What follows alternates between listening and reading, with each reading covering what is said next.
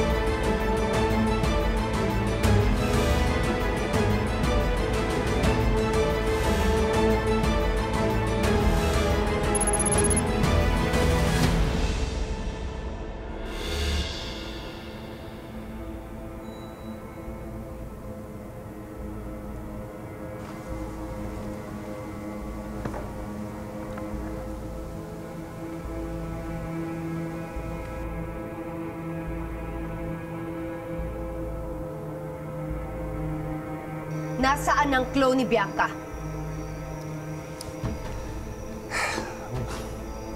Walang nabuo, Diane. Walang nabuo sa experiment. It failed. Sinungaling ka. Nakita siya ni Zack at nakita ko rin. Nakita ko si Bianca. Zack? Huwag ka maniniwala kay Zack. Baliw yun eh. That's what I've been telling her, Kuya. Hindi ako naniniwala sa inyo, mga sinungaling.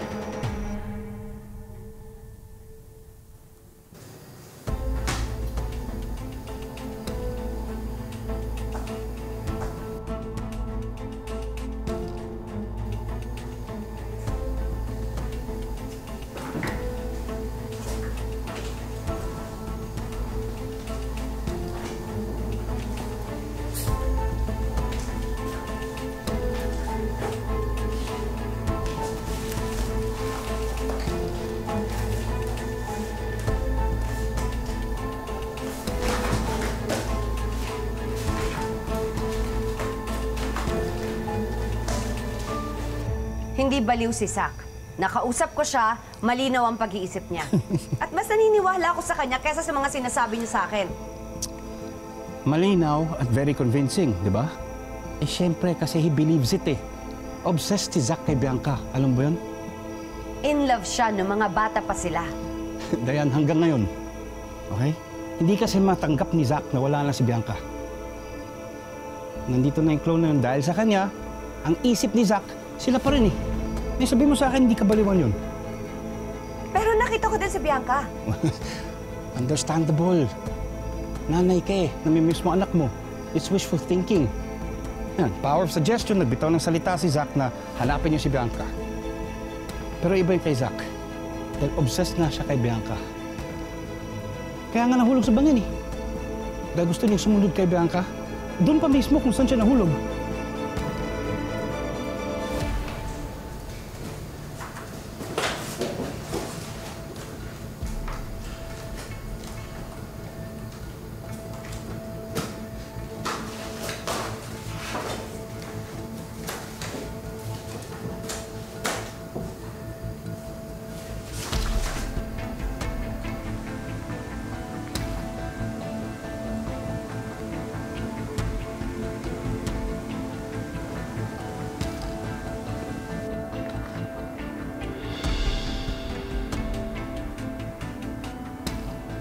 Ayaw mo pa rin maniwala.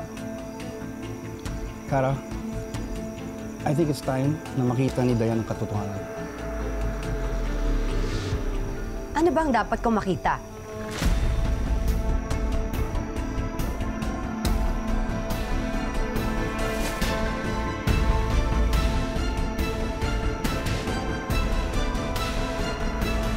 Hindi kaya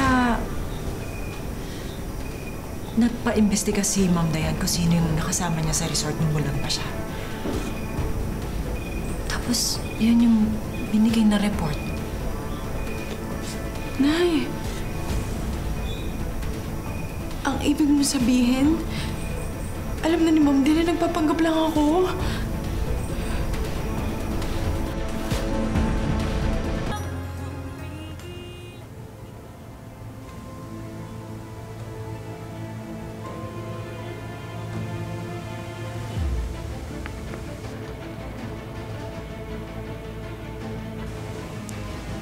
Dr. Christian Sebastian.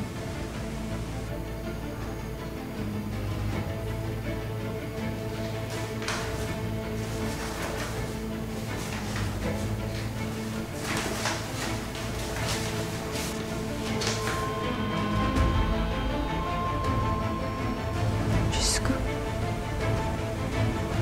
Ma'am Dayan?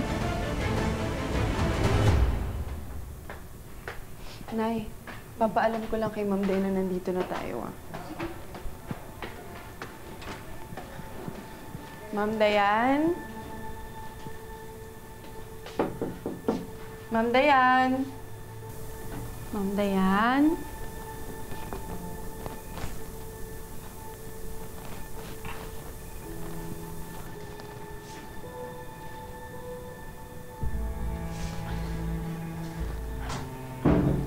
Ano nangyari dito?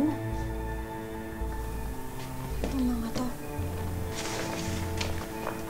Republic of the Philippines ko.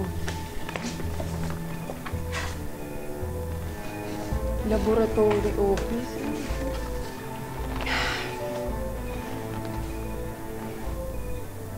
Oh, Nay! No. Nay! Nay, bakit may picture ni Ma'am Dayan Seho?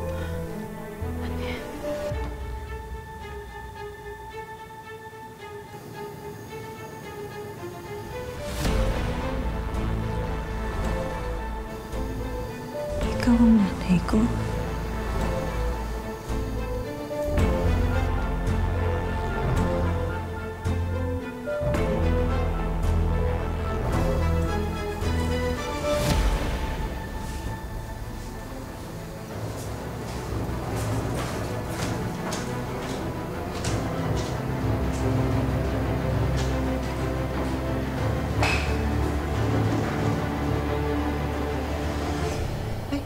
Oo nga. Unat yung buhok niya. May kasama pang aso. Talaga ba, Nay? Pati aso? Pero syempre naman, hindi naman tayo nagkaroon ng aso eh. Eh bakit may kasama siyang aso dyan? Baka hindi sa kanya. Baka hiniram lang nila, Nay. Di ba? Hindi kaya... Nagpa-imbestiga si Ma'am Dayan kung sino yung nakasama niya sa resort nung bulag pa siya. Tapos, yun yung binigay na report. Nay! Ang ibig mo sabihin, alam na ni Ma'am din na nagpapanggap lang ako.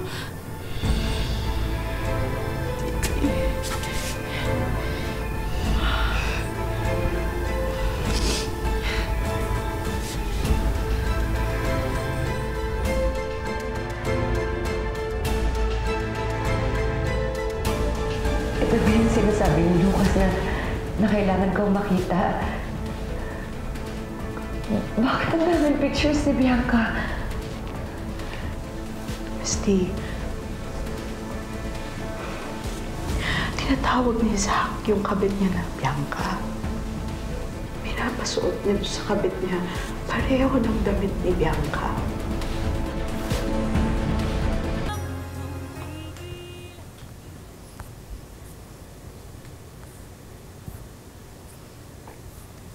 Kanina mo pa nire-research yung Lucas Orozco na yan. May nahanap ka na ba? Wala pa akong masyado eh. Pero ang sabi sa research, scientist daw siya ng Orozco Laboratories. Pero nung i-search ko naman ng Orozco Lab, wala naman lumalabas. They took down the website, dude. So walang contact number, walang address. Eh di ba gagawin mo lang yun pag ayaw mo magpahanap? Baka di na nag-i-exist yung lab. Sarado na. Pwede.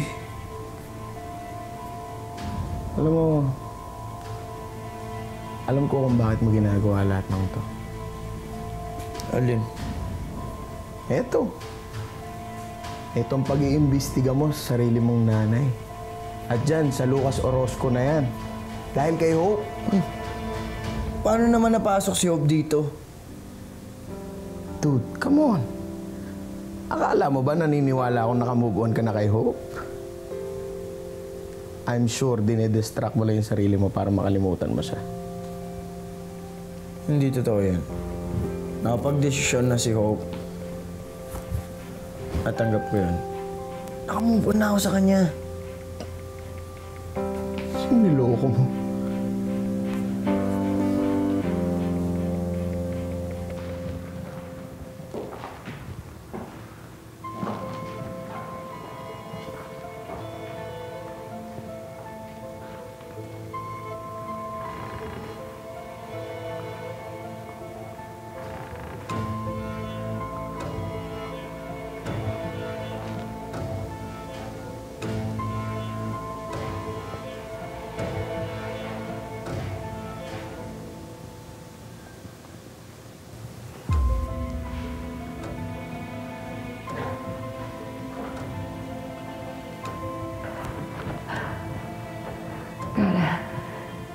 Kaya anong ibig sabihin nito?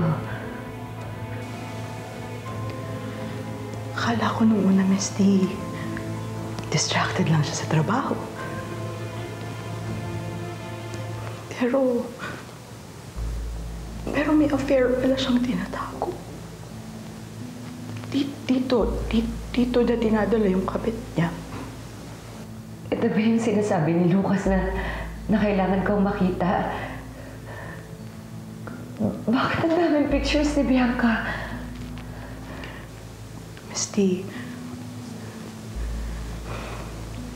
tinatawag ni Zach yung kabit niya na Bianca. Pinapasuot niya sa kabit niya pareho ng damit ni Bianca. Hindi to madali para sa akin, Miss D. 20 years kaming kasal. Pero hanggang ngayon, ang mahal pa rin ni Zach Si Bianca. Miss D, obsess ang asawa ko kay Bianca. Kaya pwede ba, Miss D, huwag mo na makikinggan yung mga sinasabi ni Zach. Because he's sick. He is so very sick.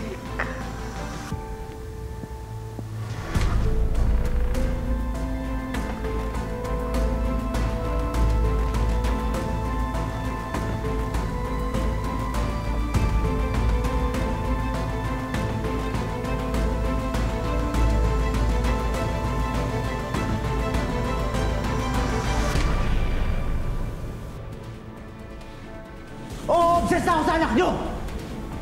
Pero hindi kailangan magpanggap kung babaeng kasama ko na siya si Bianca! Dahil siya si Bianca! May clone yung anak mo!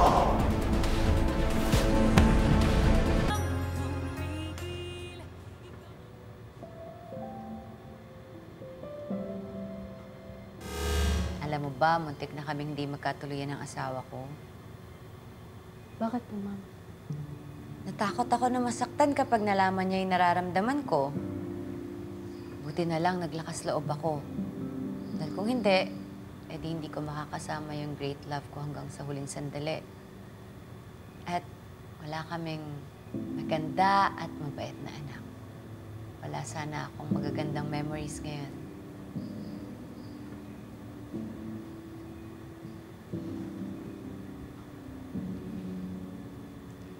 Kaya ikaw, huwag kang matakot.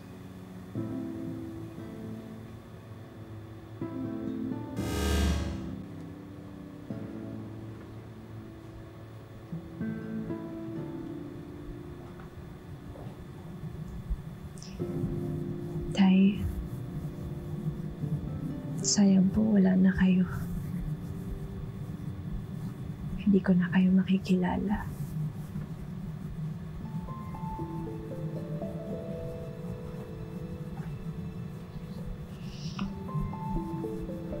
Ikaw naman, Nay.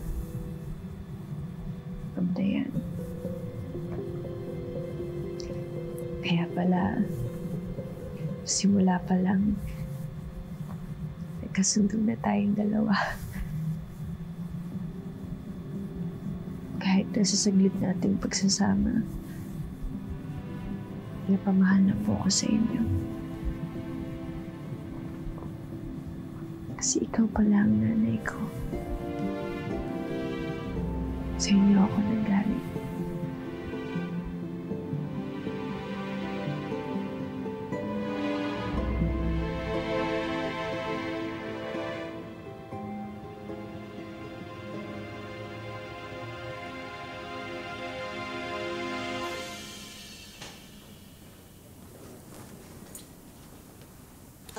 Sir?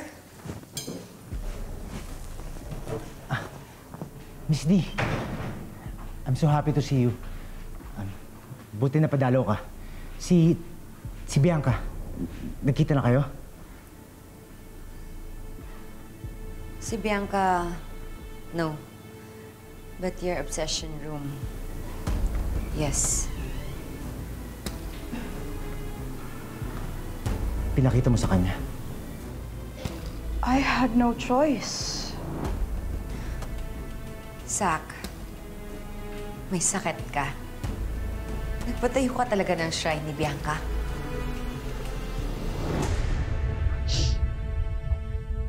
Sana dumating yung araw na magkasama tayong muli. Sana mahagkan ko kayo muli. Katulad ng lagi sinasabi sa akin ni Tatay, na habang may buhay, may pag-asa.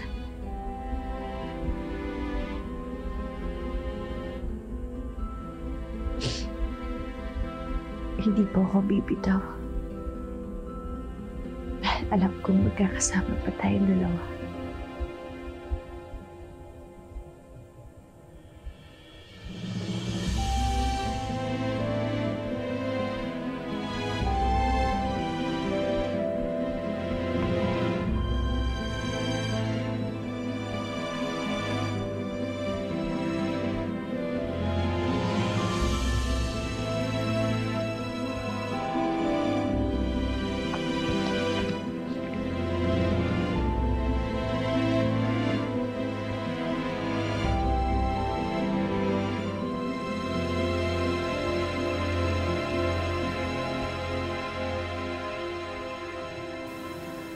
Miss D, mahal ko siya. Obsessed ka sa anak ko. Pati ba naman yung kabit mo? Tinatawag mong Bianca? Pinagbibihis mong Bianca? Pretending that you're with Bianca? Nakakapangilabot ka. Oo, obsessed ako sa anak niyo! Pero hindi kailangan magpanggap ng babaeng kasama ko na siya si Bianca! Dahil siya si Bianca! May clone yung anak mo! Stop! Please, Zach! Ano ba? Wala na si Bianca! Walang clone ng anak ko! Kaya pwede ba itigil mo na yan? At please, wag mo kong idamay dyan sa kaibangan mo!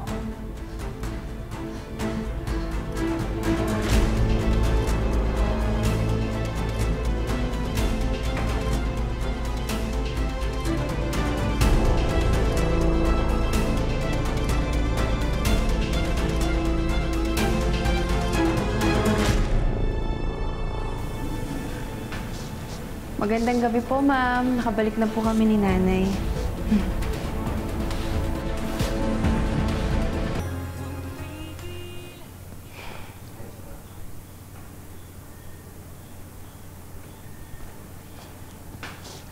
Magandang gabi po, ma'am. Nakabalik na po kami ni nanay.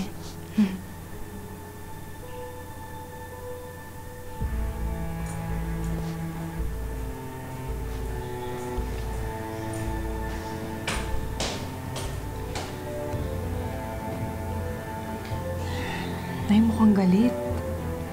Hindi kaya bisado na tayo sa mga plano natin. Eh, bakit hindi pa tayo pinapalayas? Baka may chance pa.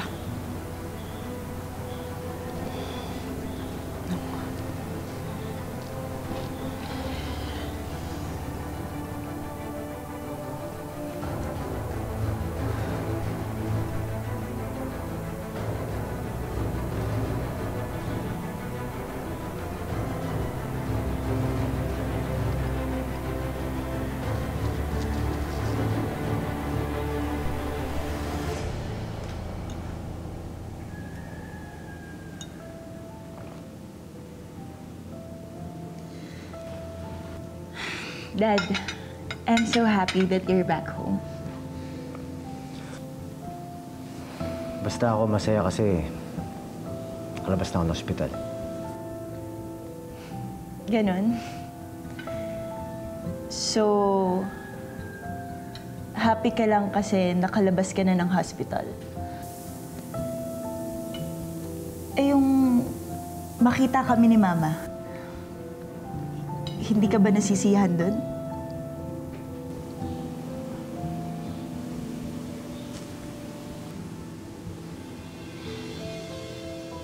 Mas gusto mong umuwi para sa kabit mo. Aika, please. Let's not talk about that, okay? Kayong dalawa, you've been keeping secrets from me. Matanda na ako eh.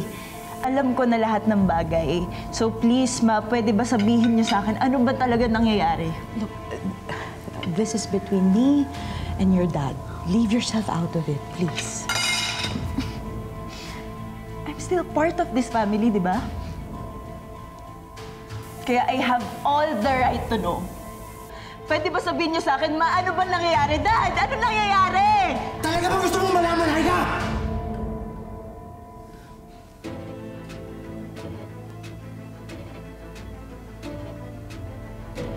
May mahal na akong iba.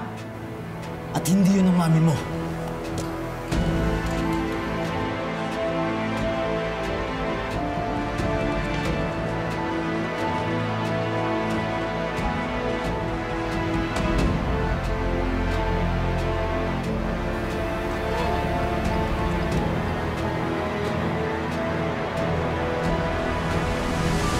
Ma'am, ano po yung picture na yan?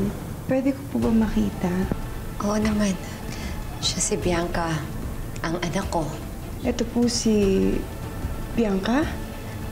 Anak niyo po? Oo. Bakit? Hindi kaya magkamag-anak sila ni Ma'am Dayan? Wala naman na siyang ibang kamag-anak. Magkamag-anak man o hindi. Hindi sila dapat magkita ni Ma'am Dayan. Eh, sigurado ako kukupin niya yan. Hindi pwede. Pag yung ganito ba naman, naagawan na naman yung pwesto? Bawal po kayo! Wala tayo mag-usap, Christy! Ano na naman ba problema mo? Ano to? Mga katibayan, binigay mismo sa akin nung clone ni Bianca. At dyan, sa notebook na yan, malalaman mo yung katotohanan.